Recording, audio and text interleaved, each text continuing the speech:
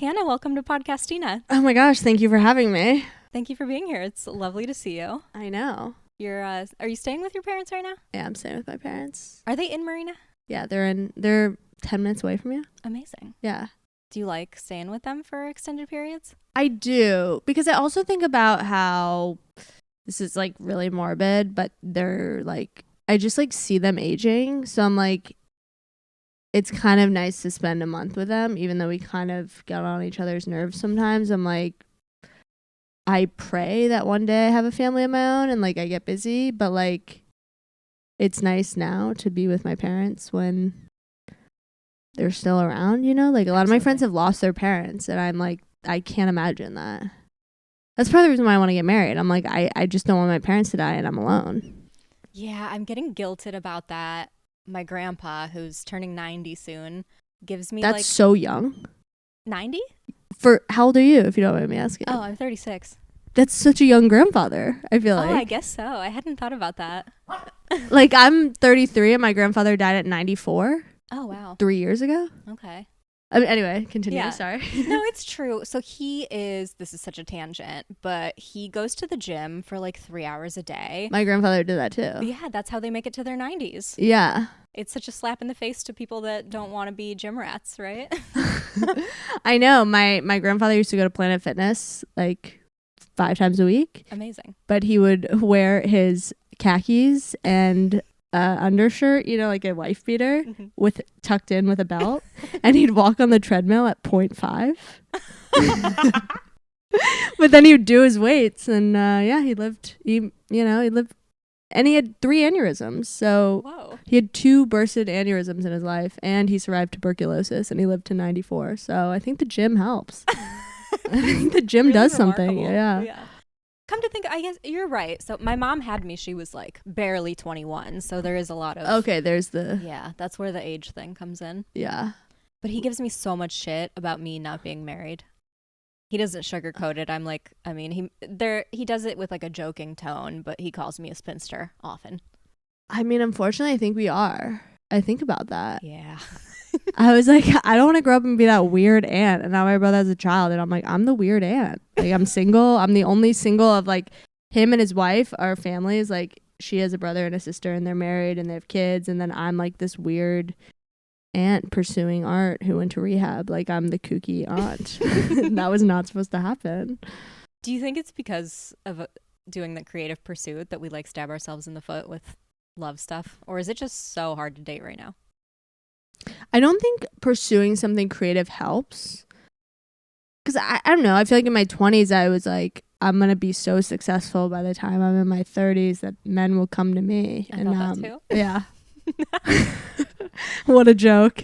So I do think it's hard. I think it's hard to really put energy into dating if you're pursuing something creatively. It's also hard to really care, if that makes sense. It does. And I also think dating sucks. Like all of the above. But sometimes I go on a hot streak. Sometimes I'm like, wow, I'm so hot right now. And then I'll get a roster and then they'll all dump me at one time. And I'm like, ooh, that's the problem with having a roster is when they all dump you. You're like, holy shit, I was dumped 5 times this week and I wasn't even dating a single one of them. But I do think dating is tough. I guess. I don't know. Do you find, like, would you say it's better or worse in New York compared to LA? Like, do you notice the difference? Because people complain that both are terrible. Both are pretty terrible. The last 3 guys I dated consistently, you know, for like 3 months. That's basically we were married. They were in LA. So I was coming out to LA and seeing them. So it was like kind of long distance. But I would say like the last 3 guys I had a consistent, I wouldn't say it was a full-blown relationship, but we had a relationship of some kind. It was in LA. Okay. But I would say both are tough. How are you meeting them? Through friends. Oh, that's great. Yeah. And then I actually just met this guy in New York. I gave my number to him at a restaurant. We were making eye contact and I was like, I'm pretty sure we're making eyes. So I made my friend give my number. That's awesome. Yeah. But I mean, that's like, we literally met and then I came out here. So who knows? But I'm trying to meet people in person because the dating apps are so bad. I went out with this guy from a dating app, and he was like, yeah, I moved here from San Francisco a year ago. The thing about New York is like, you can go out with someone and spend like 6 hours with them, and then they'll just fucking ghost you. It's so weird and so rude. That just the way people date here is just so unbelievable. And then we went on 2 dates, and I didn't sleep with him because I don't know. I'm trying not to do that. And he ghosted my ass. And I was like, you're the fucking same then. You're exactly what you said was horrible about dating in New York. He did to me. And so I was like, I don't know. But I don't know. It's just tough. It is. Where do you meet guys? I mean, I barely date, although I'm dating someone now that I met like 6 weeks ago. Oh, that's exciting. How'd you meet him? Bumble. Which like I hadn't gone, I think I went on a really, really conservative handful of dates this year. I had gone on like maybe 1 date in February, 1 date in June, and then this guy in October, and was like floored that I actually hit it off with him because I almost never do. I very rarely get past like a first date off an app. Oh, same. Yeah, and now I'm like, okay, it's too early to make any decisions about if we're going to go long distance because I'm moving soon. So I'm like, I don't know what this is about to be. And I haven't really, prior to him, I haven't dated someone extensively for like 3 years was like my last relationship. And even that I can hardly call, 3 months we're married, right? Like what you were saying, I feel like I don't really make it past a few months with most people. That's how I feel. But I used to think that was like a personality deficiency. Like I was like, oh, something's wrong with me. But then I'm like, or am I just like not wasting my time? Because then you hear about people who are in a relationship for years, and then they're like, yeah, I didn't really like them, but like we had been together for 6 months, so I just like, and I'm just not that way. If I don't like someone, I can't fake it. I can't like hang out with someone I'm not interested in. Neither can I. And I think I don't want to let it go because I hate breakups so much. I'm so sensitive that like even if I'm doing the breakup, I just feel bad and I don't want it to end. So then I just get really rude and cold, and they break up with me, and then I'm like, what the fuck? And they're like, you're literally not talking to me. Like one guy was like, you don't text me back. And I was like, I don't like texting. He was like, you did like texting, and you I just like was making shit up. I was like, I don't know, my fingers get tired. And he was like, no, they don't. You don't like me. And I was like, fuck, I don't like you, but I don't want it to end. I like you. I just don't want to marry you. And so maybe I do have a personality problem, but I just think if I'm not in it, I'm not in it. But then the problem is when I really like someone, and that can be scary to men, I'm sure. It can be really scary, and I agree, like I'd rather it end sooner rather than later than drag something out. I mean, I have friends. I have a good friend right now who's been dating this guy for like 2 years, and I'm like, okay, so how do you feel about him? And she's like, eh. And I'm like, what are you doing then? Literally. I know. One girl, I was at a wedding, and she was describing her boyfriend as like the worst person in the world. Like he was like at the bar, and she was like, he's such a piece of shit. He's such a loser. He doesn't make a lot of money. He's fat now. And then I see through Instagram, they're engaged. And I'm like, you literally hated this guy, but I guess it's better than being alone in her mind. I don't know. It was just like a crazy thing to witness. But I do get it. I mean, being alone can be really boring sometimes. It can, but I so prefer it to being with the wrong person. And because I've had such long periods of aloneness, I like to joke that I'm chronically single because that's honestly how my adulthood has felt. And I'm so comfortable in that singleness, and I've done such a good job. And thank God for comedy for providing just like an automatic community. But I'm like good at hanging out with friends and good at planning vacations and things like that people generally do with partners. So I think that has kept the sheer loneliness at bay a bit. No, I'm the same way. Like even I gave this guy my number, and then I was leaving like a week later for a month. And then when I get back, I'm going to Miami, and then I'm going to Vegas. So I'm like, yeah, I didn't really expect to meet anyone before the end of the year. Like that wasn't really part of the plan. Like I have these plans. So I'm the same way. Like I just like never, the thought of being in a relationship feels so crazy to me. Like a real relationship. I'm like, that's insane. You mean I'll like someone as much as they like me for an extended period of time? That sounds wild. That does sound wild. That just sounds so crazy. But yeah, I guess I'm the same. I being alone can be like I can be lonely, but I would rather be alone than be with someone I don't like. I'm always amazed and perplexed at people who are, I guess you would call them like, what is it when you're Serial serial dater? monogamous? And they just always, like, I have friends who are single for 5 seconds in between relationships. And next thing you know, they're in another long term relationship. And I'm like, how the fuck did you find somebody you that's like my again? thing. But I do think there's a level of settling that I refuse to do. Same. And I do think my standards are a little high. But they've come down a lot. What is high? Like, what? Why do you say that? They gotta be hot. They gotta make a lot of money. They gotta be funny. They gotta be smart. They gotta be nice to me. That's a Is tall it really order. that hard? But if you're bringing those things to the table, I'm not bringing money to the table. I'm not. As an aging woman, I don't know if someone would be like, she's hot. I think the hot thing I'm letting go of a little bit. Yeah. I'm not saying like I'm dating uggos, but I'm not dating like 10. I never really dated 10s. One time I went out with a 10 and he faked a headache to get out of the date, so I'll never do that again. I was like telling him this drunk story and he was like, I actually like have a headache. Like I don't feel well. Like I'm gonna go home. And I was like, I was like, I've never had that done to me before. That's crazy. No. But that guy was model hot, so it would have worked out anyway. But yeah, no, I just think I don't know. I think I want to. I also don't think this is gonna probably sound hateful and piss people off, but I don't think a lot of men are that great. So it's like I think there are a lot more great women, so like the competition is a lot higher. Mm-hmm. Like I've seen my guy friends' hinges and the girls that like them, and I'm like, this girl liked you. I'm like, that's fucking insane. I'm like, this is what I'm up against. Yeah. She's like a model but also a surgeon. Like I'm like, this is crazy. And then she's liking 5, so I'm like, what the fuck is going on? Oh, I totally agree. That's so real that there's such a finite number of men, especially as we get like further into our 30s.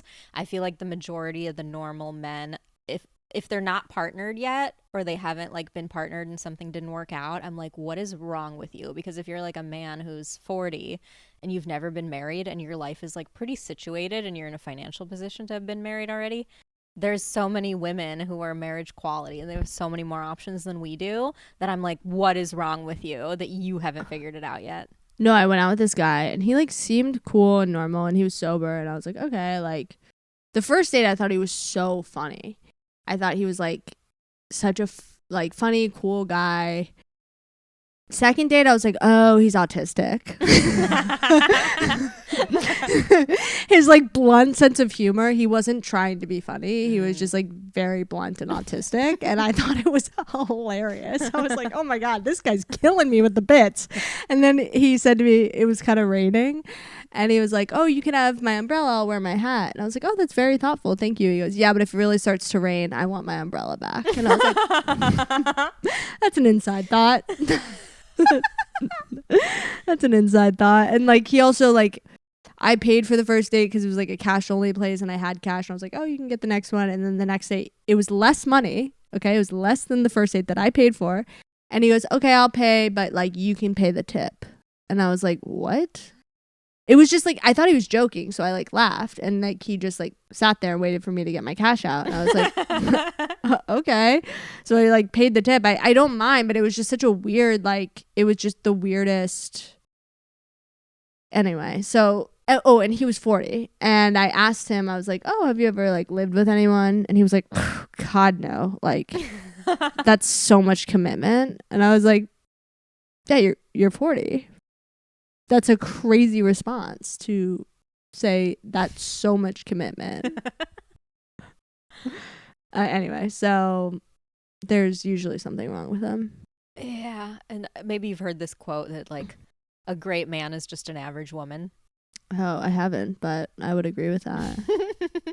I don't know. I mean, like I think of my brother and he's like a very great guy and he's very successful and not that I want to fuck my brother, but I do think like But he also met his wife through me. She was my friend from college at 24. Oh. And he was ready to marry her at like 25. So that kind of proves the point, I guess, that he was like emotionally available and everything. And he Found one. found one. My brother's the same way. Like, has a great job, has a good personality.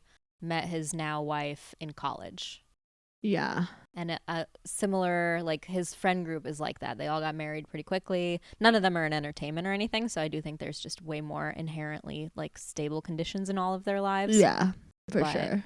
Yeah, it is tough pickings, especially when I think I'm so like jaded by what I see online and how horrible men are on the internet. That's like one thing though, as I sit here and shit on men on this podcast, but that is one thing I will say that pisses me off about TikTok is people will be like, this guy, like, and I make jokes, I do videos and I make fun of people, but like also people should know that like if it's a comedian doing it, like myself, like half the time it's fake and like it's a funny story and there's a punchline. But I think people who go online and like cry about a situation or who genuinely are like calling someone out or like, oh, this person did this bad thing, I don't know if that's exactly helpful. Because I'm like, people are complex. So it's like someone could have a bad day or someone could fuck up or like someone could be, you know, bad in a situation. But I think if you go on TikTok and you're just like detailing an event that happened to you with no punchline, in my opinion, it's just like, I don't know if that's helping or I don't know if it's helping. I don't know if TikTok is helping the dating world, if that makes sense. It can't be. Like, it just can't be. Like, I got the app, the T app. Have you heard of that? No. It's like where you basically like report guys who are bad, so you can look them up by name. Oh, okay. Similar to Are We Dating the Same Guy? Yes. Yeah. A full app. Is it like can you look them up all over the country? Yeah. Wow. And my friend, because you have to like be accepted onto the app. So my friend was like, can you check if this guy, I heard he's on there, and he wasn't on there. And I always check the guys that I'm seeing if they're on there, but they're not. And some of them I'm like, this guy should be fucking on here. But I'm not going to do that. I'm not going to report someone. I'm like, just because they didn't like me or didn't treat me the best. Like, I do think situations, like certain things are situational. And I think we've created this divide by like, I guess I do shit on men on the internet, but I do it more as a joke. Like, I just feel like people who are like, I don't know. Do you know what I'm saying? Like, it makes me, being on TikTok for too long, I do get jaded. And one time I was seeing this guy and he was like starting to pull away and I was like, I think he might have played me. I think he might have love bombed me and played me. But I wasn't sure and I didn't want to speak into existence. But then my TikTok algorithm was like, he's playing you. He doesn't like you. And I was like, fuck, how does TikTok fucking know? I didn't text anyone about it. I didn't speak it into existence. And TikTok was like, yeah, he doesn't like you. Detach and move on. Let go or be dragged. I was like, okay. Damn. Also, I think he just farted. I'm so sorry. He did just fart. It's okay.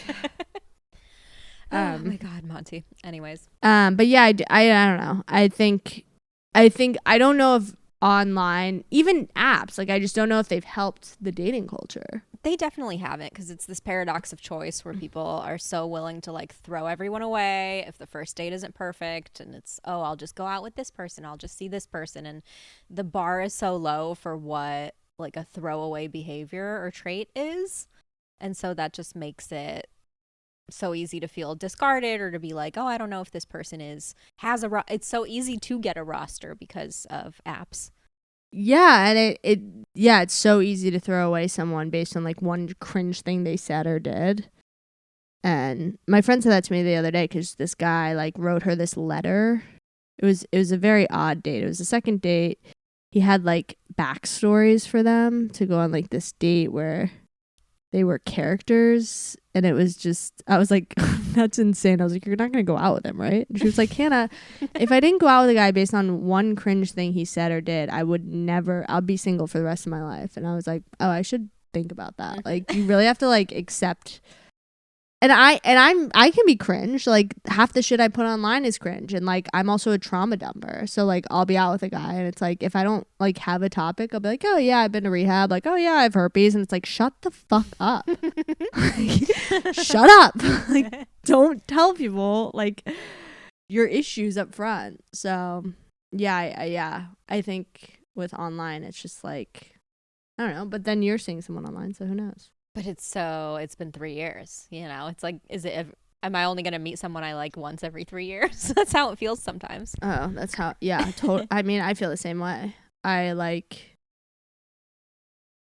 I worry that, I kind of worry I'll be alone forever, but then I was like, I'm kind of having fun with it right now. So like, if I can stay in this like fun time with it, if I died now or like died alone like this, it wouldn't be that bad. Yeah, I feel that way too. Because some of my friends who are married and having kids, I'm not like jealous. Like, I'm not like, oh, I wish I like moved to the Midwest and like had a house and like a driveway, like, Yeah, like I a don't care 2-car about that. garage. Like, I don't care about that. So I don't know if I got married, it's not like the end all be all for me. But also comedy is so hard, and so it's like I don't even know where to put, you know what I mean? Do you get this happen to you? Because I think this happens to me sometimes. In the early stages of me dating someone, they think the comedy piece of it is so cool, and then the coolness of it wears off so fast. I don't think I get far enough for it to wear off, if that makes sense. Like, I don't know if it's ever that cool. I dated a guy once who like saw me live, and he like, we dated for a little bit, and actually, yeah, I think it wore off. Because I think I was like more open about how insecure I was about comedy. So he was like, oh, this girl's like not doing that well. You know what I mean? Yeah. But yeah, I think so.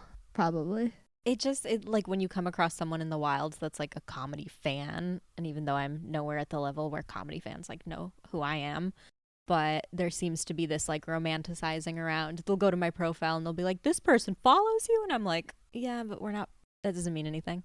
Yeah. And so it's cool for them initially if they have nothing to do with it, and then a couple months in they're like, what do you mean you're not free Friday night? I'm like, I'm working, I'm sorry. Yeah. But I think that's like anything, right? Like, you go out with really, I'm sure guys who go out with like really hot girls, right? It's so cool in the beginning. I'm dating this 10 with huge tits, and then it's like, oh, like, It's not that cool. Yeah, it's like not that cool anymore. So I think everything, like even guys, it's like, even like I dated a guy who was like really rich, and like that was so fun in the beginning, obviously. Right? He took me to Miami and we stayed at Nobu. Like, wow. Shit was popping off. But then he yelled at me all the time, and I'm like, money isn't that great. Like, if I'm going to get yelled at for leaving a towel on the bathroom floor, it doesn't really, I don't really give a shit what we're saying. This sucks, you know?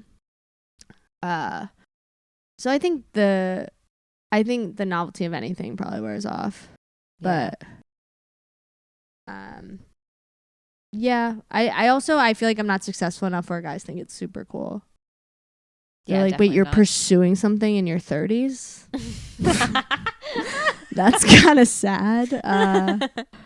But yeah, I don't know. It's also like with weird hours and everything. What would you say? Have you dialed in what your red flags are when you first meet somebody? Yeah, if they're too into me. That's such a red flag. One of the, like, dated this guy in September, and like from the beginning, like he was so hot to me. My friends disagree, but he was so hot to me, and he was like immediately when we met, he was just like, because then we met through a friend, and he was like really, you know, when someone goes after you, and that, I'm not saying to like toot my own horn. This doesn't happen to me often, but he was really into me, and he was like, he said like the dumbest shit to me. He was like, how did your exes ever quit you? And I was like, whoa, this is a red flag. Like, you know what I mean? Like, I'm like, you'll probably find out quickly. Like, and then he was like so into me in a way that I was like, this is not sustainable. Like, you don't even know me. How can you act like you're like obsessed with me? And then I fucked him, and his mom's cousin died, and he could never see me again. So what? Yeah. Damn. Yeah, he was like, you know, I'm going through a lot right now. And I was like, are you? My friend was like, Hannah, wouldn't you be sad if your mom's cousin died? I was like, I don't even know if my mom has cousins. What are we talking about? Your mom's cousin? Not even your cousin, your mom's cousin? So That's like crazy. a 75-year-old dude? You can't see me anymore because okay.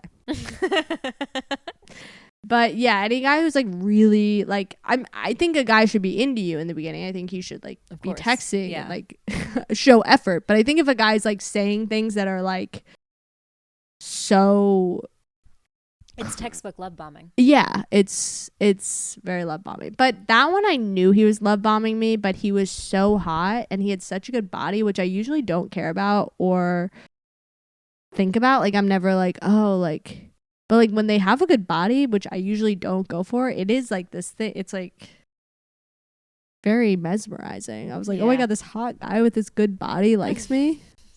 But then I was like, whatever. He lives in a walk up in Brooklyn with no dishwasher. So like, what am I doing? Like, yeah, he has a great body because he has to walk 5 floors every day.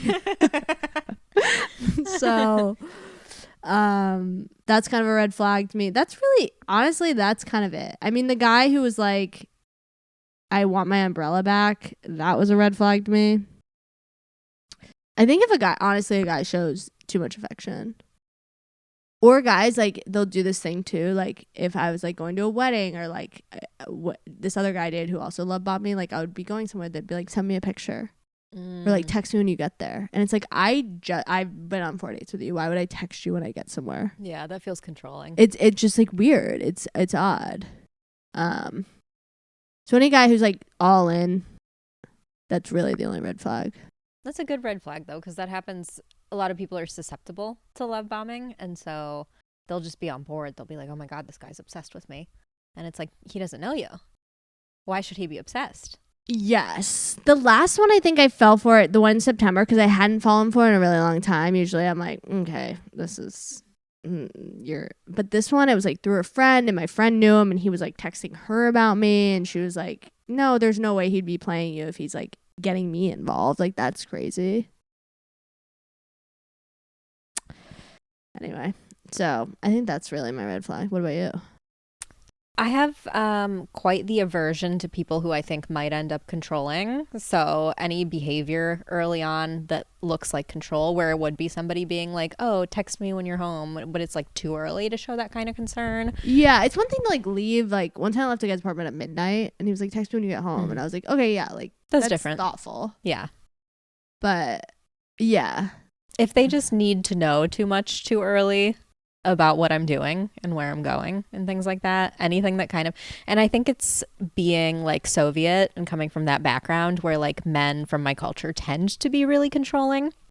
And I had an ex that was like crazy jealous all the time, even though I never gave him any reason to be jealous.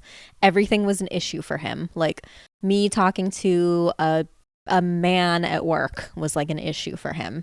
And it was just completely unsustainable, to the point where, like, even though I had never cheated on anybody and wouldn't, he basically drove me to like finding someone else because he like manifested it. He kept accusing me of having all these relationships that I wasn't having, to the point where I'm like, I'll just go find somebody else then, because this is exhausting. Yeah, no, totally. So the red flags for me are people kind of being indicative of that they're going to control me, that I'm going to like be their property. And he treated me like I was supposed to walk around with like a stamp on my forehead that was like, I'm so-and-so's girlfriend. And I feel like guys like that are usually cheating too. Yeah, because it's projection when they're jealous. Yeah. Like people I know who were in really controlling relationships, their boyfriends were cheating the whole time.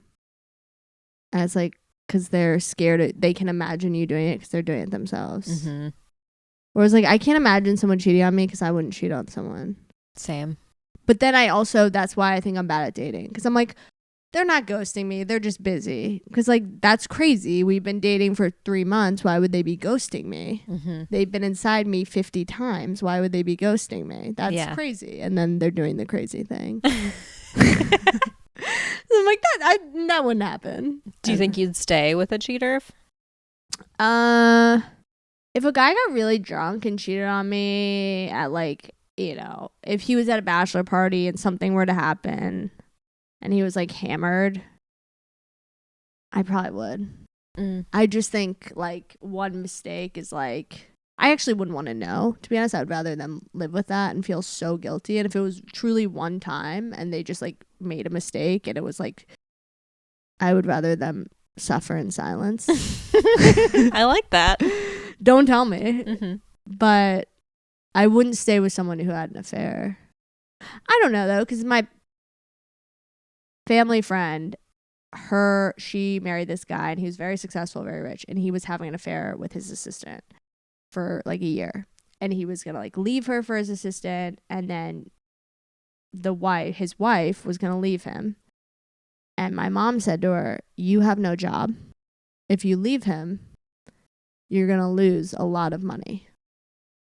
And so she stayed and they worked through it and they're still married and now they're happy. And like, who knows what his fucking deal is. I think he's retired now, so I don't think he has an assistant to cheat with, but I think it's all situational, but I don't know. So I don't know, but I don't think I'd stay with someone who had an affair. I think that would kill me.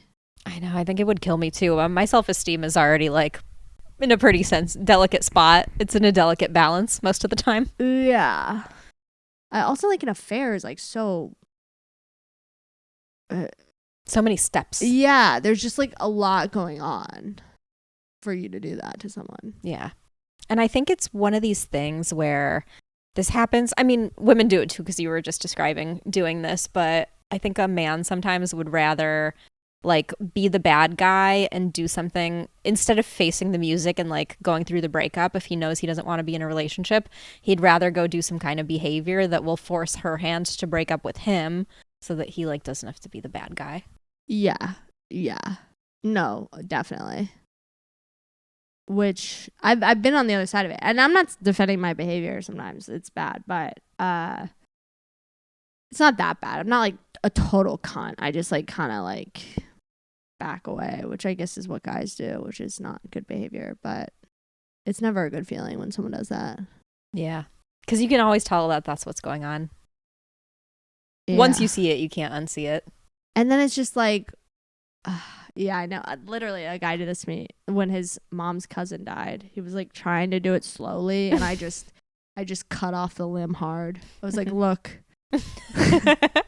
And my friend was like, well, at the end of the day, you broke up with him. I'm like, yeah, because he forced me to. Like, he had the gun held to his forehead and put his finger over mine on the trigger. Yeah. Like, I didn't feel powerful in that moment at all. I wanna meet my husband so I don't have to date anymore. Oh my God, same. But then my friend was like, what are you going to talk about in your comedy? I was like, probably my husband. Probably. There will be things to talk about. Yeah. You'll never run out. I know. It's just, I wish I had like a new perspective. It's like, I've been talking about dating for how long I've been doing stand-up, 12 years. And I'm like, okay, I'm ready to be in a relationship. I'm ready to explore, I'm ready to talk shit about my children. Like, give me a new topic, please. Yeah. But yeah, I don't know. I guess if I end up alone, I end up alone. Who gives a shit? Yeah, we can't control it. I'm just worried about money is a little thing. Like, that's what sucks about being single is like, I'm gonna have to be a girl boss if I don't find a husband. Like, that sounds exhausting. Yeah. I don't want to be like a business owner.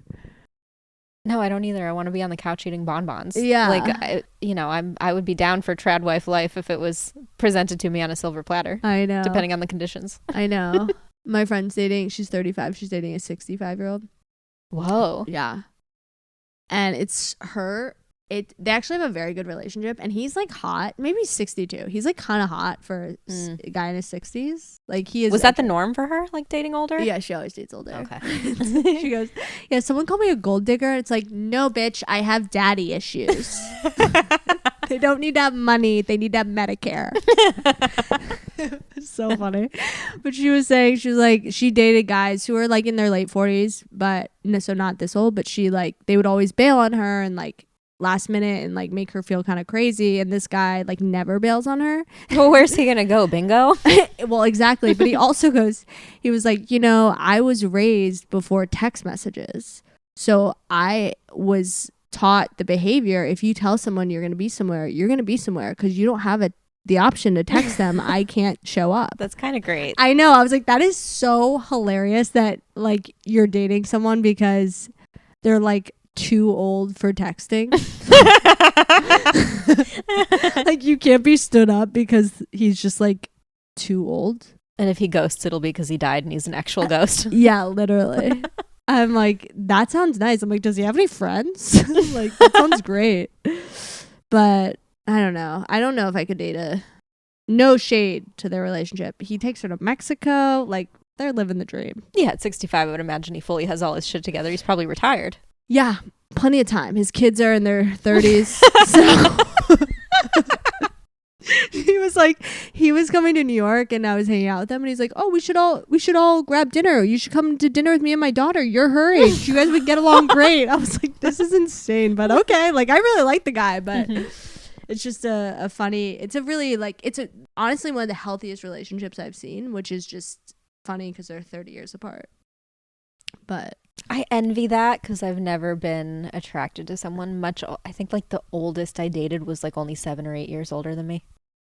Oh. Yeah, I hooked up with a guy when I was 30, 29, 30, and he was 44. That felt like a pretty big gap. Yeah. But he was like a child.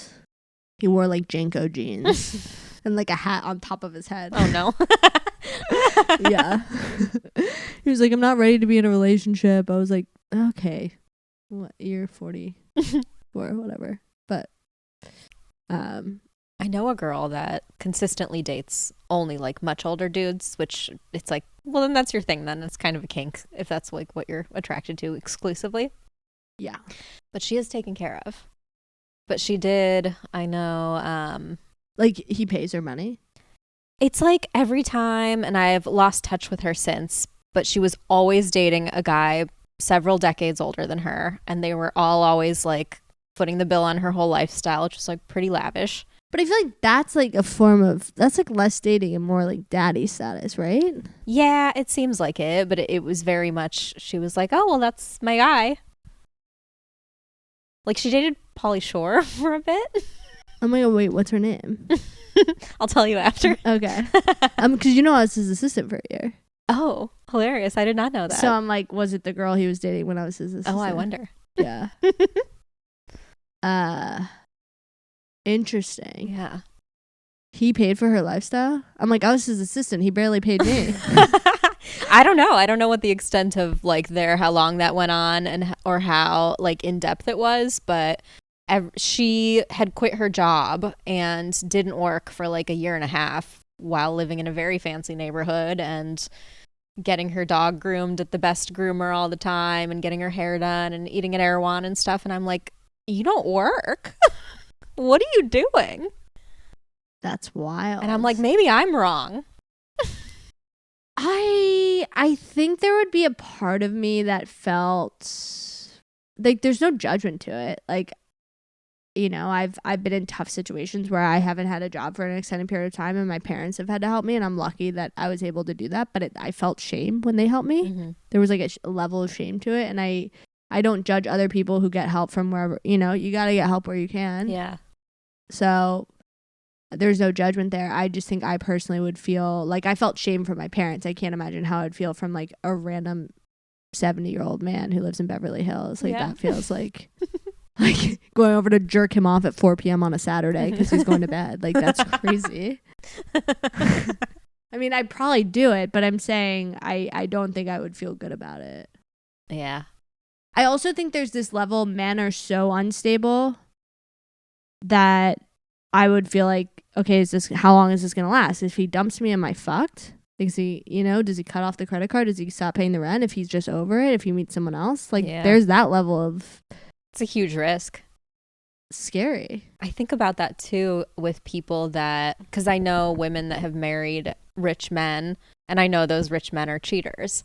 So I'm like, do you just have to accept that level of shitty behavior because you get accustomed to the lifestyle and you have to kind of choose, you know, which one do you want? Do you want to go back to not having any money and having to find like a different replacement for somebody who's going to take care of you? Or do you just want to like tolerate the cheating because you love the lifestyle? I think you tolerate the cheating because you like the lifestyle. I think when I said I don't think I could stay with a guy who had an affair, if I was with a billionaire and I knew he was cheating on me, It's just the price you pay for a I yacht. think I would accept it. Yeah. I was like, oh, you want the yacht this week? Okay, I'll get it next week. Yeah. Let me go cry about this in Monaco. Yeah, exactly. I think if I had kids and like I could like live this, they would have to be so rich for me to do this. Yeah. And they would have to be so busy with work, right? It can't be just like a tech bro who makes like 150. Yeah, no. There has to be multiple houses involved so that we could all. I think I would cheat too at that point. Yeah. I think it'd be fine. You'd probably see so little of him if he's at that level. Yeah. I think I could accept it. I think I could look the other way. I don't think I'd want to live that life, but I think I would if I had to. I certainly understand why people do. Do you watch Housewives at all? Yeah. Do you watch Salt Lake? Yeah. Like Bronwyn, what's that all about? Yeah, she seems a little nutso to me. Oh, yeah. I mean, even her decor choices. Have you seen the decor? I had to point it out to my roommate because I always watch it and she'll just be in here sometimes with me and I go, please look at this living room. It's so bad. And her outfits are so bad. Yeah. That is someone who I'm like, you have so much money and that's how you're spending it. That is a waste. But she's also someone too who's like, I mean, her husband's an asshole. He's ugly and cheats on her anyway. But she is someone who like, she did not marry that guy because she loved him. No, of course not. It's very evident. I would want to be at one of those weddings. I think that's hilarious. To be at a wedding where you're like, this is a business contract. But it'd be a nice fucking wedding. Yeah, it would. That's a good I know I've never been to a loveless wedding. No. I've been to a couple weddings where I'm like, this is the first one. I don't know if they know it, but I do. And that is a little sad to me because I'm like, I just don't think this is a great idea, but not my life. So I have friends who've lapped me now where they got married and then divorced before I've even gotten married. That's crazy. Yeah. I know. I dated a guy who was divorced and I like that he was divorced because I don't know, it just proved to me he could commit. Mm-hmm. But then he was like, yeah, I don't really care about marriage because I've done it. I did it. And it didn't last. But we're still friends. But he said that. And I was like, yeah, I think there is this like, oh, I want to do it. Like, I want to get married. And I've never really had that. I've never had like I need to get married. Mm-hmm. I want to. I guess because I'm on stage all the time. So I have that attention. So I don't feel like I need to get the white dress and like walk down the aisle. Like, that's not like a huge like, I don't dream about that day. I just had this conversation where I was like, I feel like with people that, I mean, everybody should do obviously whatever they want, whatever is fulfilling to them in their career as long as they love it. But for people that I like grew up with that stayed in the Midwest and kind of got just like quote unquote regular jobs out of college, their wedding is like their big day. It's their Super Bowl. It's their Super Bowl. And I'm like, if I get to a place as a comedian where I can record a special every 1 to 2 years, I'm like, that's my wedding day every time I record a special. Yeah. Monty. No, totally. I think. Bubba. Yeah, I think there's this. I've never like even as a child, like I've always wanted to like be an actress or like pursue the arts. So I've never been like I can't wait to meet. I mean, I've always wanted to like. I always just thought getting married was a given. Mm-hmm. Me too. Yeah, I was like, it just kind of happens. Yeah. Like, of course, that's part of life. Like, I thought I was like graduating high school, and then now I'm in my 30s. I'm like, oh, some people don't do this. And we didn't think it would be us. But I will say, my mom's friends who she grew up with, they're all divorced, mm-hmm. and they all hang out. They live in the small town, and it's so fun. Like, they just get hammered together and bike to each other's houses and like have sleepovers. I'm like, if I'm single at like 60, I'm moving into a small town with my friends. Yeah. And I'm drinking again and I'm relapsing and we're biking to each other's houses. Yeah.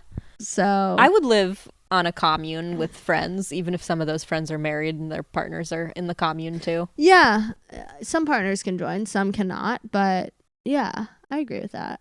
I know. I'm going on for New Year's. I'm going to see the Backstreet Boys at the Sphere with 2 couples. Amazing. And I like I actually don't know one of the wives, but I like one of the couples I hang out with. I like her husband so much that I'm like, when we hang out, it's like the 3 of us gabbing. Oh, so it's so fun. Yeah. And I love that.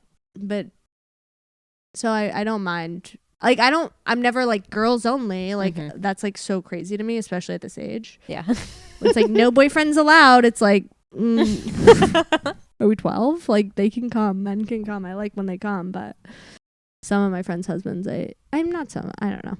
But like, I like when my friends' husbands are around because I know they're good guys and like they're fun to talk to and also great for dating advice. Yeah, absolutely. Like, half the time I call my friend for dating advice, I'm like, can we dial in Kai? Like, can we get him on the 3-way? Can I get advice from this guy?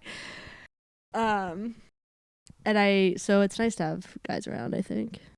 I agree, especially all the I've weaved out like friends that are in chaotic relationships. They're not close to me anymore. I just don't have the bandwidth, so I will like slowly kind of exit those friendships, or at least like keep those people at arm's length. So all the people that I'm friends with that are married or partnered, like their partners are all wonderful. Otherwise I wouldn't be able to like stay friends with them. I can't be friends with people in toxic shit.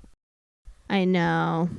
It's tough. I try to be there for my friends who are in toxic relationships, but it does get to a point where you're like, I don't know how long I can support this, not to be an asshole, but it's like, it's kind of like seeing an alcoholic continue drinking. That's how it felt to me. It feels like enabling if I'm like, yeah, the relationship's great. I didn't already tell you all the worst things about this person the 4th time you broke up. I know. I've made the mistake of of letting people know my true We all feelings. do it. Yeah, because it's like, you asked, and I'll tell you right now. Hopefully, and then it's like, fuck, like, can't walk it back. Yeah. Yeah, and my guy friends are like, well, they told their husbands, or they told their boyfriends, and I'm like, fuck, like, now it's awkward. I go, good, I'm glad they know. Well, yeah, it's tough. Because I would never now want to be friends with someone because I didn't like their partner, but at the end, at some point, you're just like, I don't know what to do for you. I don't know how I can help this. Yeah. I don't know how I can even be supportive. You can't, because people will just get so clouded by these relationships that are so demanding and toxic and kind of cyclical that there's like, you can catch them in a moment of clarity and then the cycle starts all over again where they break up and they make up and now they're in a honeymoon phase all over again, and it just goes like this and you can never get off the train. I know. That's one thing I'm so grateful for, is being single, is that I'm not in one of those, because that is like the worst. It is. I think everyone's been in one at some point and knows how that feels. Totally. And it's just like, you can't imagine your life not with them, which is crazy. I think back to one guy I dated, and he was just so mean to me in a way that was like, it was like he told me I wasn't allowed to wear hats because I looked like a dyke. Whoa. And I like didn't wear hats. I stopped wearing hats. And like, that's not my personality at all. And also, we had been dating like not even that long, and he was like, yeah, like, I just don't think you should do stand-up anymore. And at that point, I've been doing stand-up for like 8 years, and I was like, that's like crazy. That's so controlling. That's such a crazy request. We've been dating for like 4 months. And you don't want me to do the thing I've been pursuing my entire adult life? Also, you started dating me knowing I did this, and now it's embarrassing to you? That's crazy. But he would phrase it in a way that made me feel bad about it. So I was like, maybe I shouldn't do stand-up. Maybe I am bad at it, and it's just embarrassing, and I'm just embarrassing myself. And it was like so. But then he ended up breaking up with me because I wore a hat. I wore one bucket hat. He was like, get out of my house. Fucking dyke. Monty. But come here, buddy. Yeah. But that was like a crazy. And then when we broke up, my friends were like, oh my God, thank God. And I was like, really? They were like, yeah, like, he was so mean to you and also like controlling, and also we never saw you. And I was like, no, and I was like, oh yeah, I never saw my friends because you didn't want me to hang out with my friends. And then I ended up going to rehab. So I went through all this therapy, and my therapist was like, there's like a wheel of abuse, and he like brought out the wheel, and he was like, this is how it becomes a cycle, and like all this stuff. And like he had emailed me while I was in rehab and was like, I miss you. Wow. Like I'm thinking of you, like all this stuff. They always do that. And I just so grateful I went to rehab at that time, because I was just in so much therapy where I was like, oh my God, this guy was like totally manipulative, and I was totally falling for it. And I'm not the type of person who falls for this shit. But you don't seem like it. I don't. I mean, I know that's like, I guess every girl says that, but I really don't. And I usually don't. I can spot it from a mile away, but I was like fully falling for it. So had I not gone to rehab, who knows where I'd be right now? I'd probably be in fucking Connecticut with 3 children, shackled to a basement. Just head cold all the time. Freezing in the winter. My ears would have fallen off. Yeah, he didn't like, because I wore a lot of like, I don't know, I thought my hats were cool, but he was just like, they were cool, Hannah. Thank you. It's like, you gotta stop wearing hats, you look like a fucking dyke. It's like, that's that controlling element of it. Have you ever had like a really irrational ick? Yeah. I went out with this guy, and he was very sweet, but he was like, we had nothing in common, and I kept making jokes, and I'm not saying my jokes were killer, but they bombed so hard like, we went to a dinner, which I love when a guy orders appetizers, a meal, and dessert. Like, I'm like, this guy's great. So we ordered appetizers, meal, and dessert, and by dessert I was like, I don't know if I want to get dessert with this guy, but like, okay. And I was just bombing on the date. And I was like, I don't even know why this guy is interested in me. Like, he does not find me funny. But then we're leaving the date, and he walks me home, and it's kind of snowy, and he's wearing like really slippery shoes. So we kept going, whoa, and like slipping everywhere on the sidewalk. And I was just like, I cannot date this man. Like, the slipperiness of his shoes. And him, like, he didn't even fall, but he like couldn't. He was like, he'd like grab me and be like, whoa. It just felt like a cartoon character. And I was like, I can't date this guy. And he was like very sweet, and he was like clearly looking for a relationship, and he was like, had a great job. He like owned this amazing apartment. He was like, oh, I just got this place, and like I redid it. And I was like, oh, let me see pictures. Obviously. And he had like a brownstone, like it was like he had this amazing life. Wow. But like he was just so serious, and unfortunately his shoes were too slippery. That's a good one. What about you? I was on this date. I was walking with this guy through the canals, and fitness is pretty important to me. Like I like to work out a lot, and I would want that in a partner.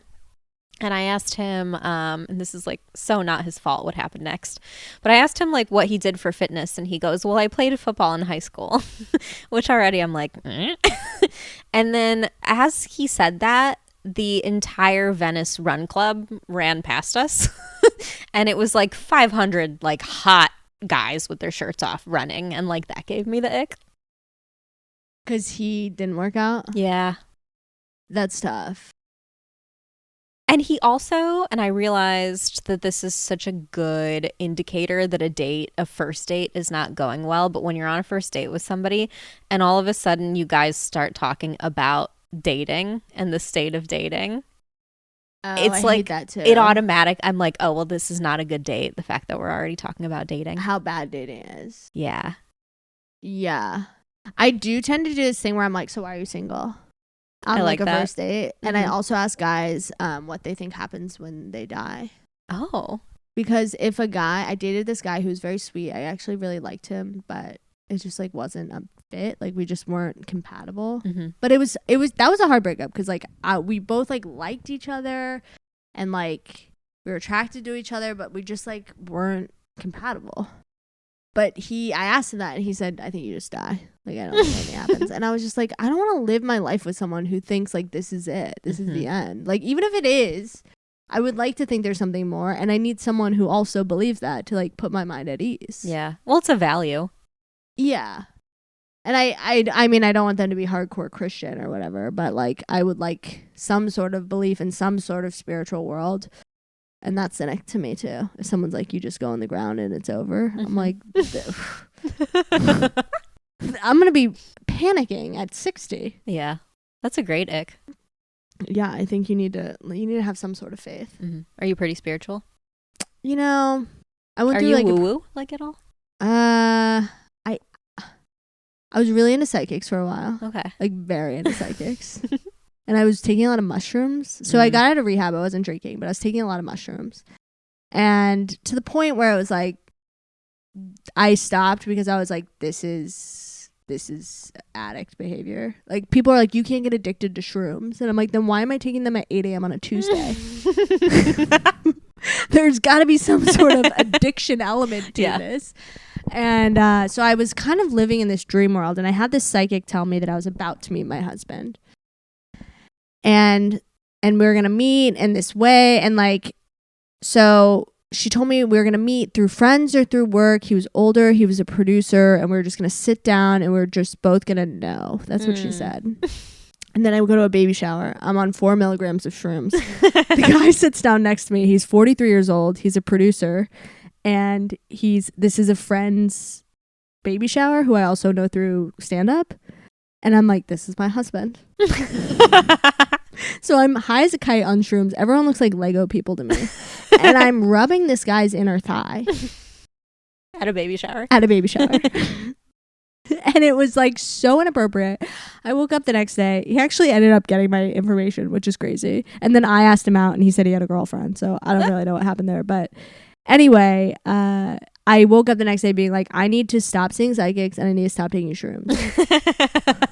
Like that was my rock bottom. I was like, I need to stop like putting all my energy into like what this woman with like 5 scarves tells me. You know what I mean?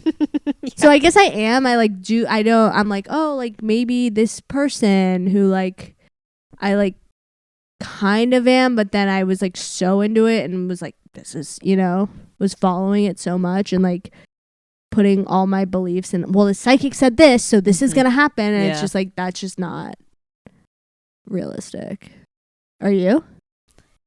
I definitely toe the line. Like I'm not into astrology unless then I hear about something that fits into my life perfectly and then I'm like, yeah, that's real. Like right now my obsession is a strong word, but the fact that it's like the year of the snake and shedding and you let go of stuff and like the Chinese zodiac of next year's the horse year and that's what like brings new change. Numerology, it's a 9 year, so 9 is the end of something and it's a new cycle next year. So when I hear things like that, I'm like, yeah, totally. But I don't particularly subscribe to like people's astrological signs or go looking for things like that. But then I am really into manifesting, which is definitely very woo-woo. No, I think manifesting is helpful because I think it makes you more in action, if that makes sense. It definitely does. And it has neurological impacts. Like if you do tell yourself like, oh, I'm going to look for evidence of good things are working out for me, you identify more of those things and it just helps like regulate your mood a little bit. Totally. Yeah. So I am into that stuff. But I also, when you're like so into it, like I have friends who are so into it and are like, what's your moon rising? And I'm like, I don't fucking know. I'm a Taurus. They're like, oh, what's your sun in whatever? I'm like, I don't know. That I only learned those this year and it was against my will. I know. And my friend was like, you got to figure that out. I'm like, I think I got to read a book. Yeah. Is what I have to do before I figure out where my sun and moon are. But no, I think it's good to be woo-woo because I think it makes it more. I am like that with like, I try to be like woo-woo with dating where I'm like, if it's not him, my like what I tell myself, I'm like, if it's not him, it's someone better. So if I'm like really into a guy, I'm like, if it's not him, it's someone better. And like that, just like, it's like a little thing I tell myself, or like I do believe in like, I don't know if I believe in like one soulmate, but I do believe there are like people who are supposed to be with you. I agree. And that makes dating easier because I'm like, well, if they're dumping me, they're not. That's not it. I was talking to this one guy and like I dated this guy who gave me herpes and like I was like very into him and like I was like, I thought we were dating, and then he was actually seeing like 5 other women. Wow. It was like so crazy, and like he lied to me and all this stuff, and I was like really hurt by it. And this was 5.5 years ago. And the guy was like, "Oh, what's his last name? Let's look him up." And I was like, "Oh, I don't know." He was like, "You don't know his last name?" I was like, "I don't remember. It was 6 years ago." He's in my phone as George Homeschooled. Like, I forget. And he was like, "How do you forget?" I'm like, "Because when I let someone go, they are gone. Like I get obsessive, but then I'm like, if they're out of my life, like I don't care." Shit, that camera died. Damn it. Like I have some friends who will date guys for like 6 weeks and they'll be very into them and they'll follow each other on Instagram. Yeah. And then they'll continue to follow them. And I'm like, what the fuck are you doing? Get rid of him. Get him out of your orbit. But maybe that's me. I'm like very like cut him off. Yeah. Because then I guess I ruminate. But high school I feel like is a little different because it's like your first feeling. So it's like, and it's so intense. And it's so intense. You're always going to have this like, I think a little bit of attachment. But as far as like dating, if I date a guy who works at a bank. Yeah, goodbye. Bye, Matt. Yeah, bye, George. Like that made a weird sound. Is it still? Let me just make sure that these. All right. No, yeah. So it was just an embarrassing moment because I was like, I don't know his last name, and then I talked to my friend about it, and she was like, it's not that embarrassing. Like, do you even know his last name? And I was like, it took me. To be fair, we did valet. They're like, what's the last name? And I'm like, I was like seeing this guy, and I was like, because I'm bad with names, but like. Anyway, yeah. So I cut people off in a way that I don't know if it's healthy, but it's just easier for me to move on. It's definitely, it depends because the people that go down the rabbit hole with checking on people forever, it does turn into a compulsion. And I think like I'm in the camp of I get nervous to just like, I don't know why I feel like it's insulting to unfollow people or whatever, but I will mute somebody and then like never see their stuff ever again. But I won't actually go unfollow them. Oh, really? Yeah, I don't know why. I unfollow and then I have them unfollow me. Oh, smart. Because I do this thing if I like the guy in September who was love bombing me, he like followed me on Instagram, of course, right? So he wanted to get that in. Which I think is an insane move, by the way, why are you I hate when guys do that. I'm like, we don't even know if this is gonna be a thing. Like, why are we committing? That seems like a commitment to me. Anyway. It kind of is. But then I was like catching myself posting thirst traps because I wanted him to see it. And I was like, this has to be over. Like, we're getting rid of this person. Because like my boss follows me on Instagram. I don't need to be posting a bikini thirst trap in September because this one guy is not interested in me. That's insane. Like, he's gone. Goodbye. You're gone. So I think I have to do that. Otherwise, like, I'll mentally like I'll be like, I don't know if I should post this comedy video because like what if it bombs and like what if he doesn't think it's funny and then I'm not funny and then it's like, no, like I shouldn't be like curating my Instagram for this one guy who does not fucking matter. But I do that. Well, then you're actually adhering to what your needs are by then like doing the unfollow. If you catch yourself doing that, because I think there's a certain level of insight that a lot of people lack about themselves, that they'll do that kind of stuff, but they won't admit that that's why they're doing it. What do you mean? They're doing like what? I'm sure there was probably an earlier version of me in my 20s that would be like, oh yeah, I'm gonna post this thirst trap, but then not admit to myself that that's what I was doing. Oh yeah, I mean I have friends who will do that. They're like, you know who needs to see this? I'm like, the guy from 2 years ago who's married and has a kid? He needs to see you in a bikini? Yeah. Like, this is crazy. It is crazy. But I get it. There's not like that sounded judgmental. I totally understand the thought process, but I do think that is like not a way to live. And that's why I think social media is so toxic. And that's why I'm like, if you're a guy who's going to breadcrumb me or orbit me or whatever it is, like, goodbye. Even this one guy who I like had this thing with 5 years ago. 5 years ago. He randomly I thought I blocked him, but for some reason he called me. Out of the blue. Out of the blue, 5 years later. And I was like, what the fuck? So I answered and he was like, hey, I like have been seeing you on Instagram. And I was like, okay. And he was like, maybe we could like get together sometime. And I was like, what? This is psychotic. And then he texted me yesterday and I was like, I was like, this is why I block men. This is why I get rid of men. Like, you think 5 years later after you like literally we were seeing each other and talking for a month and then I had sex with him and he stopped talking to me, you think 5 years later I'm gonna be like, okay, yeah, let's try again? They do it for validation. They want to see if they can like try to hook you again because it's somehow validating to them to be like, yeah, look, I can still get her. And I don't think it's actually about you. It's like never about us. They just want to check in and see if they still got it.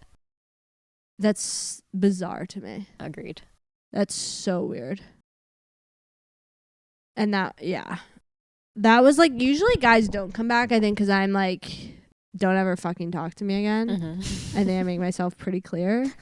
So when this guy came back, I answered the phone. I go, are you okay? Because he had texted me and I didn't respond. And then he called me. I was like, is everything okay? Like, are you hurt? Like, how are you calling me? It's like, I just wanted to catch up. I was like, 5 years later, I was like, I could be married.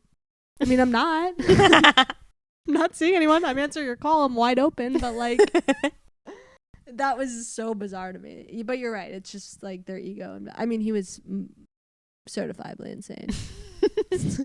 He was a painter. AKA a golf caddy. But no, I wish I was like more intellectual. Like, I wish I knew more. People are like, are your jokes political? I'm like, if you consider dick political. It can be. Yeah. So I don't know. I guess I talked about men the whole time. Well, Hanna Dickinson, thank you for coming on today. What are you doing? Where can people find you? You can find me at Hans Dicky on Instagram. That's it. I'm not doing anything. I'm answering texts. I'm answering calls. Amazing. Well, thanks so much for coming on and doing the show. Thanks for having me. And thank you, everybody, for listening. Bye.